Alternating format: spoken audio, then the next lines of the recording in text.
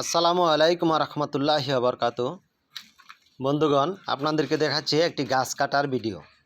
এই গাছটি খুবই কঠিন থেকে কঠিন অবস্থায়, গাছটি বেশ বড়।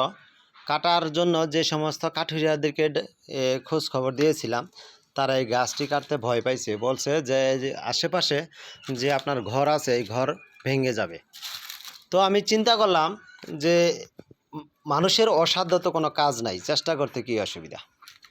তাই আমি আমার মন মতো চেষ্টা করে গাছটিরে আমি উপরে দেখতে পাচ্ছেন যে রশি দিয়ে বেঁধেছি।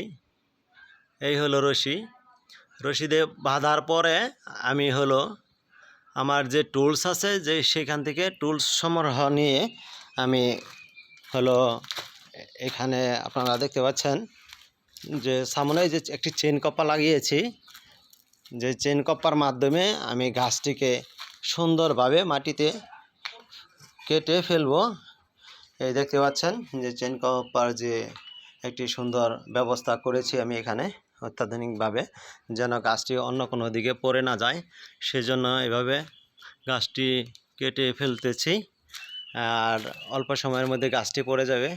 দর্শকবৃন্দ, যেখান থেকে গাছটি দেখছেন সবাই লাইক কমেন্টস শেয়ার করে দিবেন।